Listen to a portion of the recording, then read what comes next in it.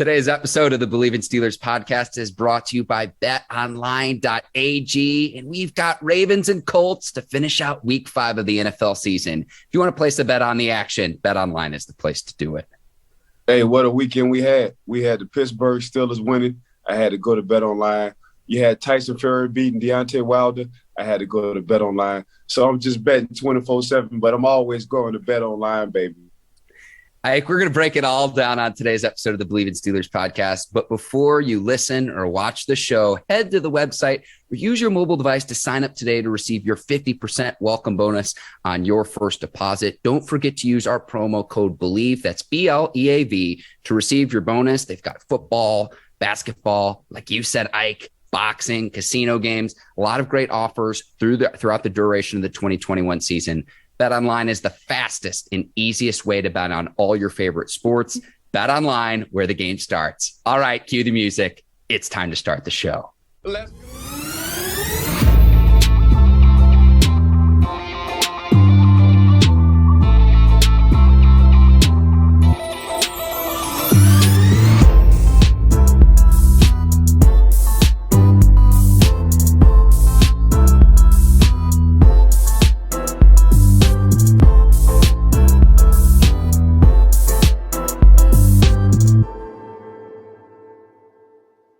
Welcome to another edition of the Bleav in Steelers podcast on the Bleav Podcast Network. I'm your host, Mark Bergin, joined as always by my guy, 2-time Super Bowl champion and 12-year veteran of the Pittsburgh Steelers, Ike Taylor. And IT recording this the Monday after the Steelers' victory over the Denver Broncos. I tell you what, feels a heck of a lot better to be talking to you, to snap the 3-game losing streak, but to be victorious on this Monday compared to the last several weeks.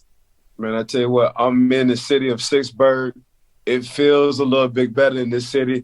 I see a lot of smiles, a lot of people being happy, a lot of money to be made because we're going to BetOnline. But yeah, let's start the show, baby. And Ike, the Steelers aren't dead, and we finally saw them do what we've been asking for weeks, and that's put Big Ben under center, run the football. And Sunday's game marked the first time since week 6 of the 2020 season where the Steelers ran it more than they passed it, and you saw what the end result was. Ben didn't throw over 25 times. Pittsburgh Steelers came out with a victory. Gave the rushing game 30 attempts. Pittsburgh came out with the victory. Held the time of possession. Pittsburgh came out with the victory. Defense was unstoppable when they got on the field, even though they had a few mislapses.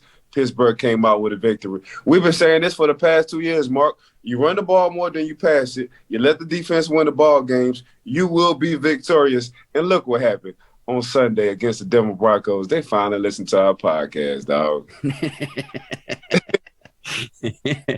And we got to see Air Najee, Walter Payton style, over the top. He has his first 100-yard rushing game as a rookie, and Pittsburgh improves to 2-3 on the season. And I thought he was terrific in establishing the ground game. Had some cramps towards the end of the game. You've got to rely on your backups. We'll talk a little bit further about that, but I like what we saw from Najee Harris. And again, it was like the first time I've seen Pittsburgh have a running game, and it's been too long, Mike. It's been too long. But to see him go over 100, get in the paint, as you like to say, on that touchdown, this is why the Steelers drafted him with that first-round draft pick. Offensive line got in the rhythm. Najee got in the rhythm. Najee got the stiff arm in a lot of people.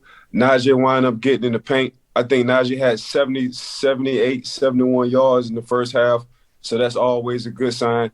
They just doing now what we've been talking about for the past 2 years, and that's just running the ball. You got your first-round running back in Najee. You saw what he did at Alabama. You put him in a shotgun if you wanted to, even though I asked Big Ben to get under center, and he did a lot more times this Sunday than he ever did. What you do when you put a guy like that under center, he doesn't get hurt. What you do with a young offensive line is they get an opportunity to get in the rhythm and open holes for a young rookie stud in Najee Harris, and that's exactly what happened. You threw under 25 times. You rushed over 30 times. Ben doesn't get hurt because he handed the ball off. The offensive line gets in the rhythm. So does Najee, and you come out with a W. But that's exactly why you drafted Najee, to tote the ball like that between 25 and 30 times per game. I think the Steelers placed a call into Ike Taylor because Ike, you've been saying this for weeks now.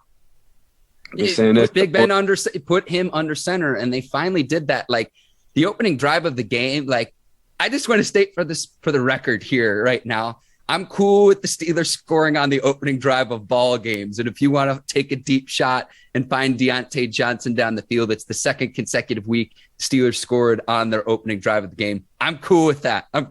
Let's score on opening drives more often. Let's make this a trend. How you help out the offense and help out an older Big Ben and a young offensive line?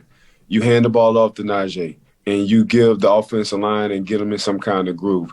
That's exactly what you do. You got 25 attempts. If you go more than 25 to 30 attempts and let Big Ben sitting back there, it's going to be a few times where he's going to be covering some bad situations, and hopefully the young man don't get hurt. But if you just keep him under 25 to 30 times attempts, and I'm talking passing for 7, man, you're cooking with gas, as Coach T would say. And not only you doing that, you're helping Ben out, not only right now, but in the long run, and there go your play-action pass. So everything good for the offense comes off of the run and getting under center.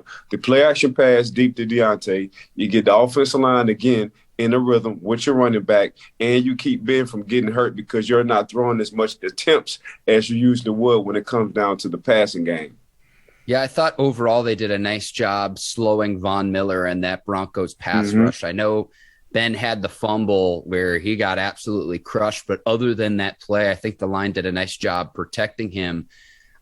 I'm going back to the running game. Najee leaves the game with cramps, and on that opening drive, I think Big Ben did a great job finding Deontay Johnson, considering that Benny Snell dropped what would have been a sure first down pass. And with the struggles of this offense, it was like, he delivered a pass that's right on the money. And with Snell, it's like, how many more opportunities can we give him? I'm fine with Kalen Ballage getting those second team reps really until Anthony McFarland comes back. McFarland is off IR, so he's due to return here at some point in the next 3 weeks or so from that knee injury. But what my point, Ike, is whichever player it is for the Steelers, I want the Steelers to find the Robin to Najee Harris's Batman to get a two-headed monster in that backfield to further establish the running game. Yeah, I think that's McFarland, but they're just waiting for McFarland to come back. I think Snell's, they trying to give him as much opportunities as possible. He just got to capitalize on them and not make the mistakes. But other than that, I think that's McFarland's to lose once he get back. Very good. Ike got an injury to deal with too. Devin Bush left the game, but then news breaks this morning about JuJu Smith-Schuster in his shoulder injury. Steelers are expected to put JuJu on IR, meaning he'd miss a minimum of 3 games. The Steelers fear that he could be out for the rest of the season. We'll see what the severity of that shoulder injury is. I know he left the game, looked really, really painful, but this might be JuJu's last ride in Pittsburgh, considering he signed a 1-year contract extension this offseason. And really it was to be able to play with Big Ben one last season. But if it is as bad as they might expect it to be, and I don't want to eulogize JuJu Smith-Schuster until we know more about the severity of the injury, but if it is a season-ending injury, it might have been his last game as a Steeler. Yeah, hopefully it's not. That hit from Williams was a downhill in the alley kind of hit. I saw that hit. I watched that hit. And that's exactly how you want your safety to come downhill on anybody. It just so happened to be JuJu. And JuJu is a tough kid. We can say what we want to say about his antics and does he really love football or like football when it comes down to some of his off-the-field things he'd like to do. But at the same time, from what I know, he's tough as nails. And for him to cringe and make those faces when he got hit, man, I knew something was wrong because that's a tough son of a gun when it comes down to that football field. I certainly hope he has a chance to redeem himself and to prove himself in a contract season, to prove that he's worth that $8 million deal, because if you just look at his production this season, I mean, we've talked about it a lot, Ike, of what the tape shows. And what the tape shows is that he was a beneficiary of the attention that Antonio Brown drew when AB was still in Pittsburgh. And he hasn't produced to that same level since AB left town. Now, it's not to say he's not a good receiver, but to put up the production that he had when he could play the Robin to AB's Batman, it's just something that we have not seen since AB left town. Yeah, so you're a truck or a trailer. That's how we used to call it on on the field. A truck is carrying people. A trailer is, man, I need help. You know what I'm saying? So at the point in time, AB was a truck. He was carrying a lot when it came down to attentions, when it came down to defense coordinators understanding where AB was and not letting AB trying to get off and have huge plays. But AB still wind up beating single and double and triple coverages sometimes. Mm-hmm. And JuJu was wide open. You know what I'm saying? He's going against linebackers, safeties, and third string and nickel cornerbacks. Now JuJu become the man. It's a little bit different. Now you really become that truck. So what kind of truck are you when it came down to it? Not a lot of people don't understand it's hard to be a number one receiver in the league. It's very hard to be a number one. It's only a few guys who are number one. I know a lot of guys get drafted to be that one, but it's really the keeper 100, which is only a few number ones, and AB was one of them guys who was number one.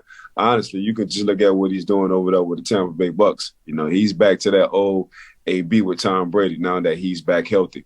But yeah, JuJu just got to understand and just got to look at yourself, man. Am I a truck or a trailer?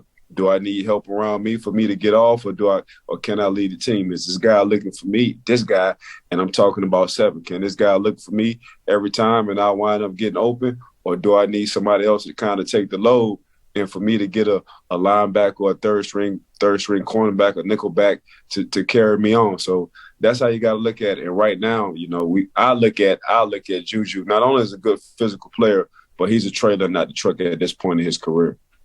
And Ike, I'm going to flex your resume here a little bit. This is coming from a player who played 12 years in the league. And Ike, you went up against the best in the NFL during your career. So take that insight. If you're listening to this show right now, or you're watching us on any of your streaming devices, Facebook, YouTube, what have you, this is coming from a player with more than a decade of experience in the league and who went against the best of his best during his playing career. I have 2 other things I want to get to before we get to James Pierre's heroics is Chris Boswell, the epitome of consistency, making a 43-yard field goal, a 48-yard field goal. And it's as simple as this. The sky's blue, the grass is green, and Chris Boswell nails field goals. He has just been Mr. Consistent for the Pittsburgh Steelers. He comes through yet again on Sunday when the Steelers need it most. And if not for Tucker across the division in Baltimore, I think we'd be talking about Chris Boswell as one of the premier kickers in the NFL. Hey, Chris Boswell, Bozzy, a.k.a. Mr. Let me kick that damn ball because I'm shooting threes. That's all he's doing. So he putting basketball in the football because that's all he is, a switch at the 3-point line, regardless on where you put him. And that's hard to do not only in a lot of fields, but especially in Heinz Field a couple of weeks ago. I think he broke the record for the longest field goal at Heinz Stadium. And it's just hard, man. It's just hard kicking into that lake and kicking into that field. But Chris been doing it consistently over a short amount of years. And you said the best between him and Tucker. Man, them two going to fight for that all-pro, Pro Bowl position. But right now, how consistent, if you want to talk about anything that has just been consistent on that offensive side, it has been Chris Boswell. And on the defensive side, it's just been a defense. But, yeah, Chris Boswell, man, Mr. Let me kick that damn ball. He been balling all year. And he just finished off what he did last year. So kudos to Chris, man, for just keep kicking. Or if you play basketball, shooting them threes, baby. I love that. New long snapper and Christian Kuntz, Presley Harvin III is new placeholder this year. So he's working with a new team this year as well, Ike. And then One other thing, too, I want to give a shout out to the Steelers fans. And I saw that many players mentioned this in the post game, and I thought it was evident on TV as well. I thought they made a huge difference on Sunday. That home field advantage at Heinz Field, I thought they were loud. I thought they made a huge difference. And I thought that maybe without that home field advantage, are we talking about a different result? The way that the Steelers had an 18-point lead and it shrunk down at the end, they hung on. But I thought the fans made a huge difference in Sunday's game. Man, that home field, I was here. I didn't go to the games because I don't go to games. But, Mark, man, the weather was beautiful. The weather was beautiful in Pittsburgh. And the fans, I mean, that's what you play for. You play for a lot of things. You have a lot of goals when it comes down to football, and it ain't nothing better than playing in front of people and showing off and, getting whoever is your fan to talk smack and be like, I told you that's my guy. That's the reason why I like my guy. So, man, nothing like the fans. I mean, really, that's what we play for. It just sports, especially a stadium like a football stadium, man, it just bring all color, creeds, ethnics, everybody together, regardless of what your religion is, regardless of who you are, man. I can sit beside whoever in the stadium, and we got one thing in common, and that's loving the Pittsburgh Steelers. And that's what you just got to love about fans, just from all genres, just being in the stadium and cheering and supporting you, man. It's a real good feeling. It brings chills to you.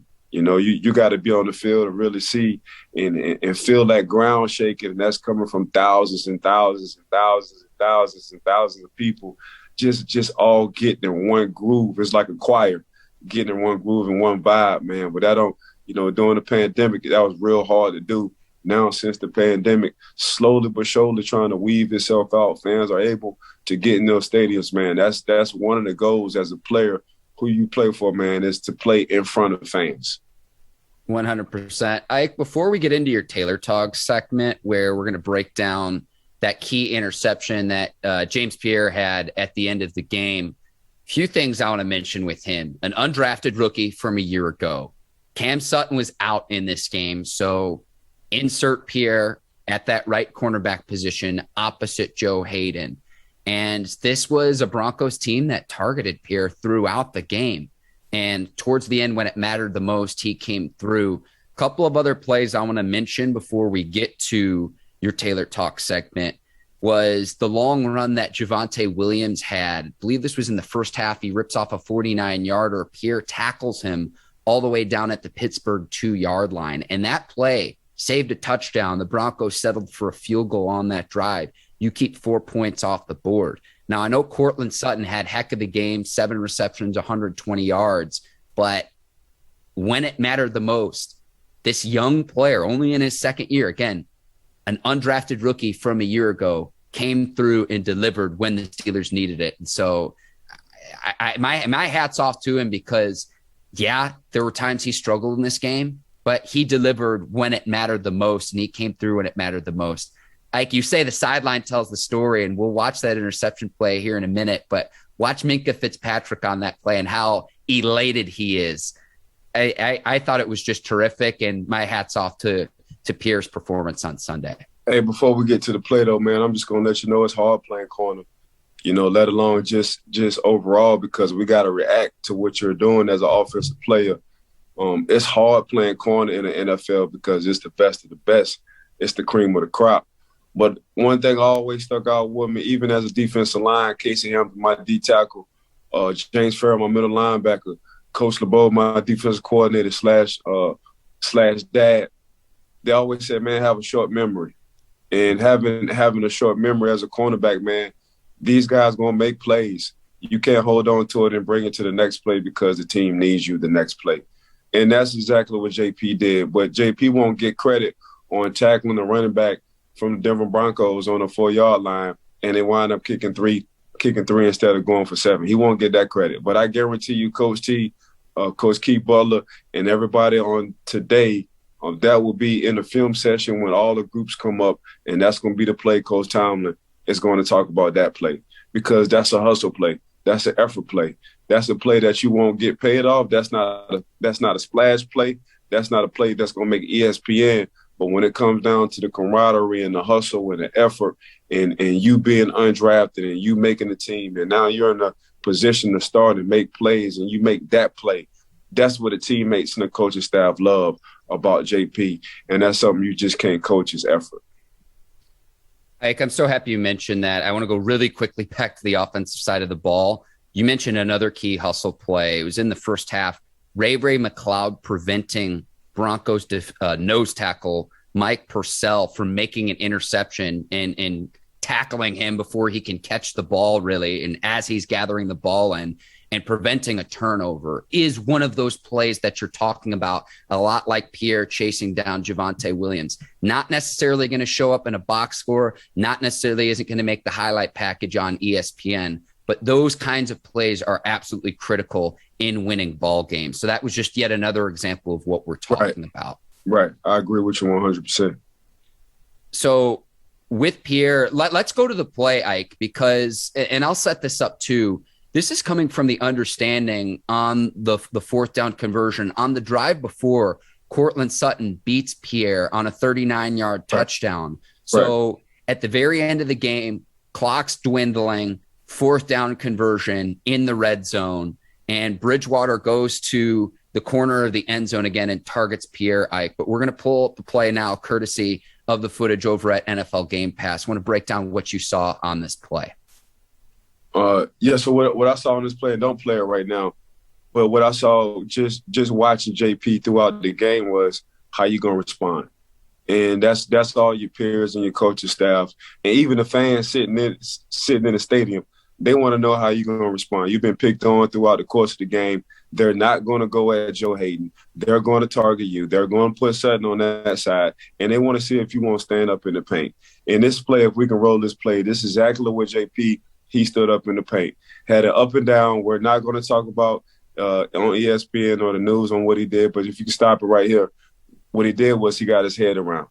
He got his head around just as fast as the receiver. He said, man, I'm getting tired of y'all picking on me. Here's my opportunity. Y'all scored a touchdown on me. I was pissed off. Y'all not going to talk about it in the newspaper, how I walked the running back down and made him kick 3. But you know what? If you keep picking on me, I'm going to make you pay. And that's exactly what JP did. It came down to the game-winning clinching. He turned his head around. He squeezed the receiver to the sideline, so the receiver had nowhere else to go. If he was going somewhere, it was going to be out of bounds, so that means he couldn't have been the first to touch it. And if you roll this play, Miss Courtney, JP wound up catching this goddamn interception, clinching. And look how happy Fitz is. Look how happy his teammates are for him, because they understand. Know how hard it is playing cornerback, how hard and how you feel when you felt like you're getting picked on, and the man wound up clinching the goddamn game for the Pittsburgh Steelers. Now we all taking pictures. I love it, Ike. And to note too, on that drive too, he very nearly had an interception earlier on the drive as well. So it's like, how many times are they going to keep going after me here? And you could just tell here, Ike, just in a straight man coverage, they try to get the corner and Bridgewater one-on-one scenario. And like you said, watch the reaction of his teammates, Ike. You tell me all the time the sideline tells the story. Just watch the pure joy of Minkah Fitzpatrick. It warms my heart, Ike, on this Monday. You see Minkah going crazy. If you just keep watching the video, you see Edmonds come through. If you keep watching the video, you even see Chase Claypool come off the bench and give him a dap in the end zone. So that's saying a lot how his teammates feel about him. So I'm sure that was a lot of joy after he got that interception. And, of course, you can see right there he's telling everybody to hush. He's got this. Ike, what does that do for the confidence of a young player, especially an undrafted player, now that you've proven that you can do it with the game on the line? Man, you can't describe that in words, because it's the grind. It's the opportunities you don't get because you're undrafted.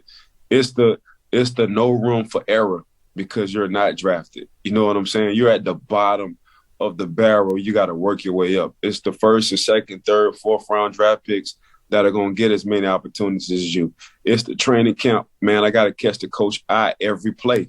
And that's what JP have done since he been there. He just caught the coaches play, and coaches, when they go to training camp and they get to looking at the depth chart, I'm like, I can't cut this dude. Like, I want to cut him, but I can't cut this dude. Who else I need to cut?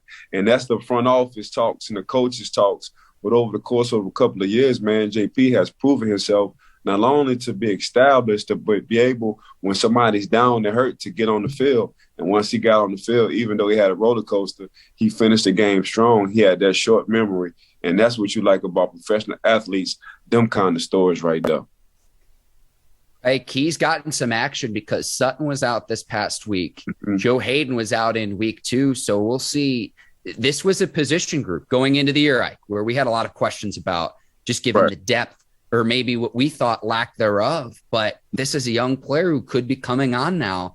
And if Sutton has to miss more time, we see what he can do with the game on the line. Hopefully he can carry this in to future weeks for the Steelers. And so really exciting finish. And I was nervous, Ike, because the Steelers had an 18-point lead and Denver just wouldn't go away on Sunday.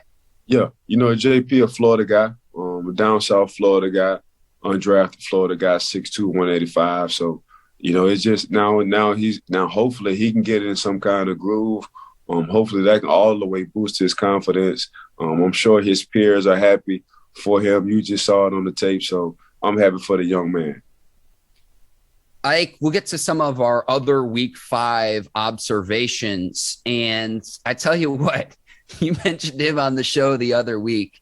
Trayvon Diggs is in the matrix right now. 6 interceptions in the matrix. I'd say doing his best Deion Sanders impersonation. Man, you saw what the man said with Coach Nick Saban. Nick Saban said, man, I'm going to move you from wide receiver to cornerback. He called his brother Trayvon Diggs now, who's playing for the Buffalo Bills wide receiver, superstar, and was crying to his brother like, man, what the hell should I do? His brother said, man, we need to get to work. That's what the hell we need to do. And look at him now. That was the best decision. Even though it probably hurt him at the time, that was the best decision the young man could have did. He could have powdered. He could have transferred to another school and played receiver. But he wound up sticking it out, got his footwork and technique together. Now he's playing that good cornerback. Now he's shut down at the cornerback. But now it makes sense. The fact that he played receiver and when the ball is in the air, he doesn't panic, and he's coming down with the ball just like a wide receiver would. So kudos to Trey, not giving up, staying on point, getting in the damn matrix. 6 interceptions in 5 games. Is it 7 or 6? So he got 6 interceptions. 6.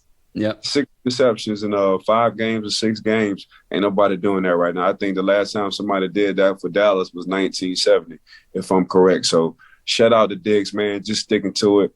Understanding sometimes it hurts, but, man, you made the best out of it, and look at you now. So do you want to give him NFL Defensive Player of the Year now or later, Ike? Because if he keeps up at this pace, my Lord, like he's able to bait quarterbacks, and I think it's going to get to the point where they don't even target or throw on his side of the field. I think he's been that dominant this season. Nah, he's in his own. If you watched Hard Knocks in Dallas, he wanted to challenge every receiver. He got beat a few times in training camp against Amari, but other than that, between him, Dak, and Amari, man, they was all talking smack. For me, man, that's what I want as my cornerback. I need a dog as a cornerback. I need a dog who's not only going to bark, but he's going to bite. And Diggs, that's all he's doing. He's doing a lot of barking, but he also doing a lot of biting. That's a real combination. Usually it's one or the other. But right now, man, he's just taking that confidence to a whole nother level. And that defense he's playing, it's able, what Coach got him doing in that cover 3 defense, man, he's just able to make plays. So all them boys that you see right now for the Dallas Cowboys, they just flying around and making plays. They're not thinking. They done simplified the defense. They're using their young guys. They're getting rid of old guys, as we talked about, and them guys just flying around, man. When you see one, you see all. Yeah, we talked about what they did in the draft on previous episodes of the Bleav in Steelers podcast, led by Micah Parsons, who the fact that the Penn State linebacker fell to them, I think they picked 12th, is just incredible. But all of their draft capital was spent on that defensive side of the ball, defense that struggled last season, but looks like it's much improved this season. And Diggs is part of that. Micah Parsons is part of that. We got a nice little defense over there in Dallas. Ike, in a few other games too. I tell you what, Justin Herbert in his sophomore season has just been downright incredible. And I thought it was crazy to say that you're going to bet against the Chiefs at the start of the season to win that AFC West division. And what Herbert's been able to do in his sophomore season is nothing short of remarkable. And he did it yet again on Sunday. Nasty. Mr. Unbelievable. Mr. No, he didn't. Mr. God damn it. That's all the 3 misters. Justin Herbert is, man, because like we say, you got quarterbacks who are trucks again. So I'm getting back to my truck or trailer. Justin Herbert, truck, bro. He carries a team. And his coach said the best in the post-game conference. Like, when you have to have a shootout, when you need to win ball games, you need a superstar quarterback. And that's exactly what Justin Herbert is. He's a superstar quarterback. He have taken his game from last year to a whole nother level, Mark. To a whole nother. That's another guy who we talked about Trayvon Diggs, that corner in the matrix. Justin Herbert is in the matrix right now. The game has slowed tremendously for him. He sees everybody open. He anticipating well. He's dropping the goddamn football. in the bucket. That's exactly what he's doing. And you can just see the confidence. You can see him for the post game. You can just see him at the podium for the post game and his confidence. So you can only imagine how he's playing on the field with all that confidence. But to come back and win ball games, because that's what he did the last 2 weeks. To come back and win ball games and to come back against a defense who's that good for the Cleveland Browns, to come back and go shot for offense who are that good in Kansas City and win ball games in a hostile environment. I mean, he wasn't in a hostile environment. He was at home against Cleveland Browns. But still, that's a shootout, 42-47. And you wind up going to KC 2 weeks ago, going against Patty Mahomes and having a shootout and winning that ball game. That's saying a lot, but it's the way he doing it. It's the way he doing it. It's the, man, let's go for it on fourth down all the time. We don't need a punting team ever, coach. Tell special teams, man, stay their butt at home. That's the confidence he has as being that offensive quarterback, but he's a superstar, bro. It ain't no ifs, ands. He's an elite superstar, a young superstar. Like, he took more than a jump, man. He done took a few miles when it comes down to the IQ, when it comes down to anticipating what the defense is going to do, when it comes down to dropping the ball in the bucket. Justin Herbert, man, he just like my cigar. He's one of a kind. That's exactly what he is. I want to go back to your trailer truck reference. When people ask me, Mark, what's your role here on the Bleav in Steelers podcast? I'm here for the Ike Taylor car references. That's my role here. I take it. Hey, we work good together, so that's all that matters. Oh, yeah. Justin Herbert is the only player in NFL history with more than 10 games with 300-plus passing yards in the first 2 years of his career, in rare air there. And right now, like, the MVP odds, I think he's in that discussion. I think Kyler Murray's in that discussion. Yeah. In Arizona, Tom Brady's probably there too at the age of 44. But right now, if I had to choose through 5 weeks of the season, I'm either going with Herbert or Kyler Murray. You know, it's like choose your flavor, if you will, in all honesty, because both have been terrific so far. Yeah, between them three you just named, Kyler, Herbert, and Grandpa Tom. You can say what you want to. The man just thrown for 5 touchdowns and damn near 500 yards at the age of 44. And that's his first time ever doing that, and he's been in the league for 20 years. So whatever avocado ice cream he get, man, I'm going to go ahead and shoot him a DM on Instagram. I need that same thing. Because if I can do that at the age of 44, man, that's saying some good things. At the age of 44, the man throwing for 5 tubs, close to 500 yards at the age of 44. Lord have mercy. Lord have mercy. The man is we'll find the fountain of youth in the Sunshine State of Florida. I think that's what we're going for here. 100%. I tell you what, in that Chargers-Browns game, though, I had never seen this, Ike, and it made sense that the Browns did this. The fact that they carried Austin Eckler into the end zone to score the touchdown to get the ball back, it was the smart play because otherwise the Chargers can run the clock out and just kick the game-winning field goal. I've watched football for the last 2 decades. I've never seen that before. Hey, that's a high IQ on the defensive side. You got to have a high IQ to understand, man, they're going to try to hold the ball and get them in good field goal position to make us use the timeouts to have no time left. But no, they did it perfect. They carried the man into the end zone. It didn't work out in their favor, but they put their team in position to at least try to win the ball game at the end. A few other things I want to get to, like the Bengals kicker celebrating because he thought he had made the field goal when he actually missed it. I've seen that before. I can't recall when I had pure comedy on Sunday in the Bengals-Packers game. 5 missed field goals between the two teams. It was a historic day in terms of field goal misses. Green Bay comes out on top, but the Bengals frisky again. And I think that they're really starting to emerge in the AFC North. A little bit nervous about Cincinnati. I'm telling you, man, the Cincinnati Bengals, this ain't the old Cincinnati Bengals no more.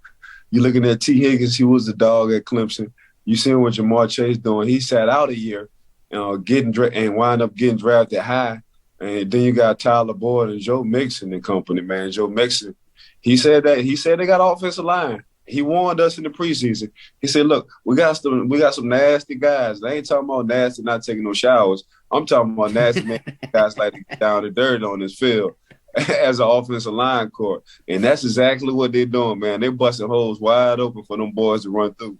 But yeah, you gotta watch Cincinnati, man. And Joe Cool, if y'all ain't know no better, y'all know Joe Cool. That's one thing he's gonna do. He's gonna be cool under pressure, and he's gonna be cool smoking a one-of-a-kind cigar.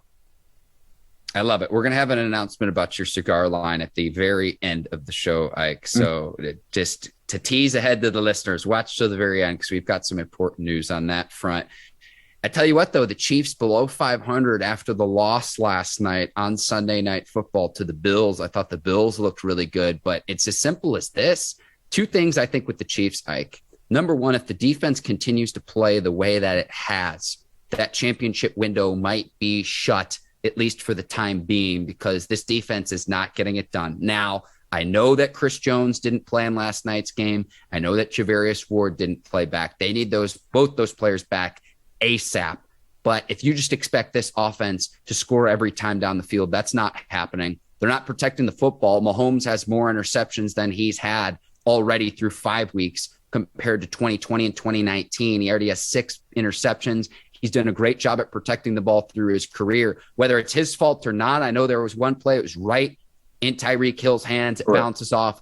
The Bills get a pick 6, but that Chiefs defense just is not championship caliber as it stands right now. And I hate to say this too, because he got hurt in last night's game, but Clyde Edwards-Helaire as a first-round draft pick right now, I'm comfortable saying this. I don't think that was the right pick at the time, just given the positional value of running backs. I think he's good in space. I would use him more along the lines of, say, like a Darren Sproles or Tariq Cohen kind of player versus being your bell cow, because he is more undersized than your traditional running back. But to spend a first-round pick, and we know what Andy Reid can do developing the running back position. I go back and look at the production of a player like Brian Westbrook back in the day when he was with the Eagles.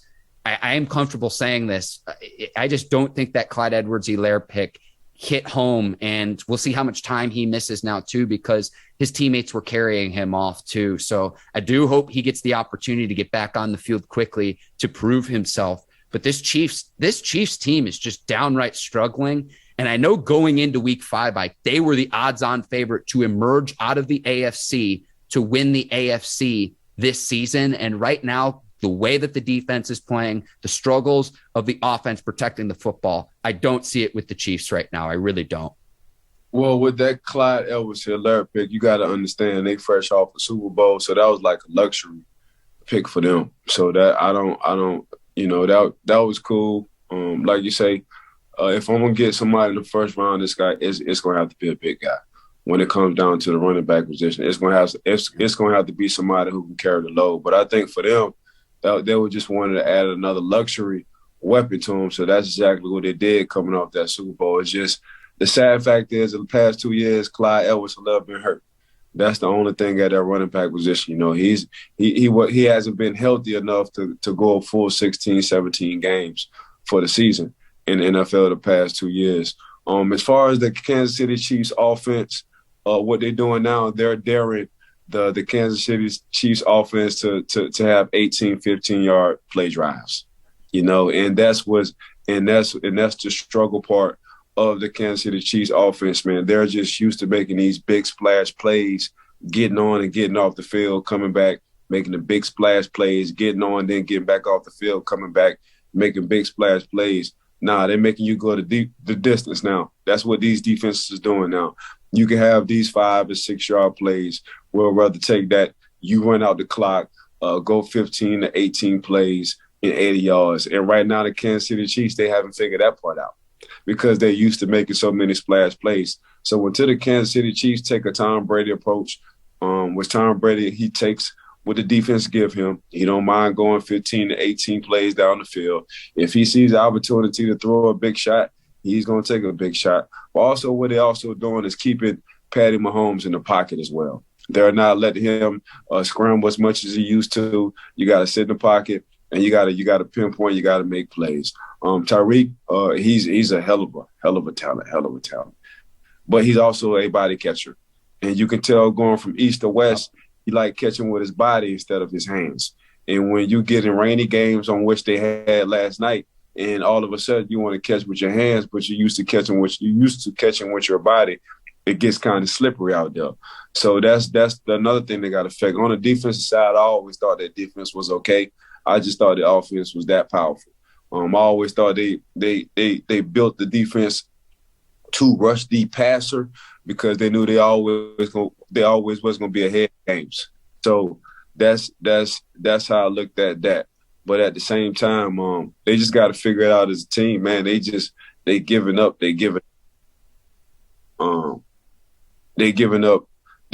yards right now on defense, and it's not helping their offense. So their defense always relied on their offense. Now the offense relying on the defense, and they're nowhere to be found.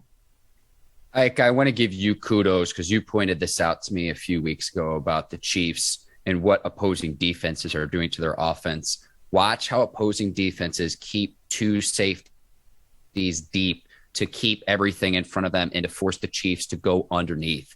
I've noticed the two deep safety since you pointed that out, and you're exactly right, forcing them to go 10, 12, 14, 15 play drives down the field instead of, okay, Tyreek Hill's going to beat you over the top, or we're going to find Travis Kelce deep down the field. Teams are taking that away. What's your counter? Which is why I think establishing the Chiefs running game, like I know they were using Tyreek Hill in the backfield last night because they were trying to get something going with the running game. And it's like, whether that's Edwards-Helaire's fault or not, like I'm kind of more of the notion with Edwards-Helaire is he being utilized in the right way? Because I think he's really talented in space, but can he be your bell cow? Do you draft that style of running back in the first round?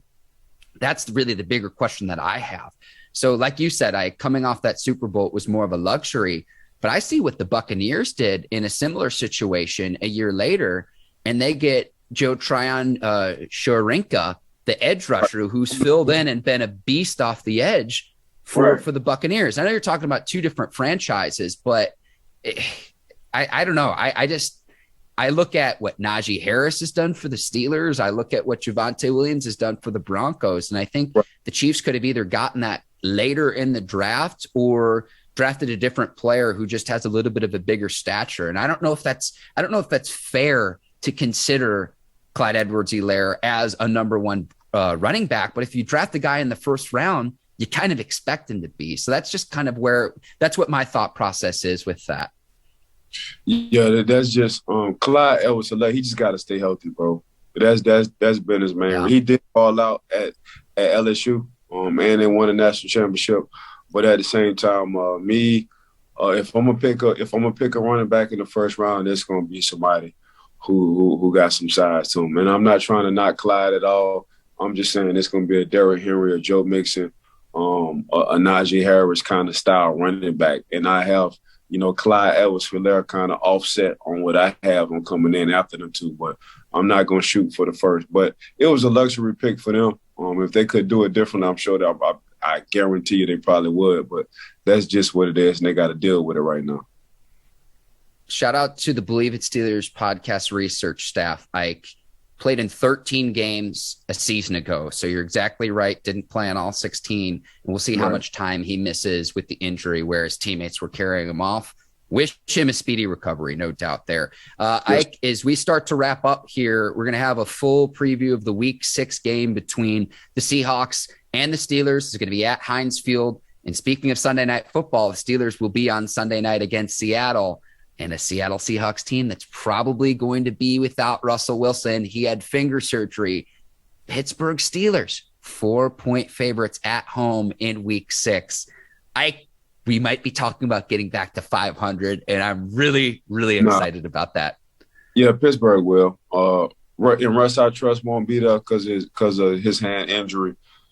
Pittsburgh Steelers, I'm telling you, if they just stick to this, 30 attempts a game, because right now Seattle defense isn't playing good as well either. So if Pittsburgh can just stick to this 30 attempts rushing the ball, they will win a lot of football games. Ben will stay upright and he will stay healthy if they do that. He won't be as targeted as much if they do that. And what I mean by if they do that, that's running the down ball. So, yes, I do have the Pittsburgh Steelers beating Seattle Sunday night, right? You said Sunday night, Mark? Yes, sir. Yes, sir. And the Seahawks probably are going to be without Mr. Unlimited, if you will. Again, Russell Wilson probably won't play. I expect Geno Smith to go for the Seahawks. Go ahead, Ike. I'm sorry. I got Pittsburgh winning this by 10. I'm going to go on Bet Online and see what they talking about. All right, like I said, we're going to have a full breakdown later this week about that. Ike, before we finish here, I know you've got a new cigar wrapper as part of your one-of-a-kind cigar line with Howard G Cigars. Please let the listeners and viewers know all about that. Hey, check this out. The beginning of January 2022. If y'all already know, I got my cigar one-of-a-kind out. You can catch it at Howard G Cigars. I have a Sumatra wrap cigar out right now. It's called One-of-a-Kind. That's a mild to medium kind of stick, depending on your palate. But boy, I got something coming out in January for all my, 2022 babies. It's a Connecticut wrap, which is a lighter wrap. So it's a real mild and light cigar. Something before you even eat breakfast or drink some water or brush your teeth, you can puff on if you want to. And it's damn sure good. So I'm just excited, man. Like I tell, my partner Howard, I say, man, God has been good to us. And I tell you the same thing, Mark, God has been good to us. So just opening a lot of doors, allowing us to be who we are, and meeting people and calling them family along the way. So that's what I'm doing. But make sure y'all check out at Howard G Cigars, my one-of-a-kind stick. It's a Sumatra wrap, but I got a new one coming out in January. It's a Connecticut wrap. So it's very, very, very mild, and I'm sure you'll love it. It's an in-the-morning kind of cigar. We just got to figure everything out. But, yeah, stay tuned and be ready. But also stay tuned, and we'll appreciate Bet Online. We'll appreciate Mark. We'll appreciate Miss Courtney and her crew at Brinks TV. We'll appreciate the fans and the views. Make sure y'all give us and rate us 5 stars. So that's what you got to love about that. And I'm going to let Mark close it out. Ike, you did a wonderful job. It's always awesome, the best, talking with you week in and week out. I'll go ahead and sign off for the both of us here. For Ike Taylor, I'm Mark Bergin. Thank you for listening to the Bleav in Steelers podcast. We will see you later this week to preview Seahawks and Steelers. Until then, take care and so long, everybody.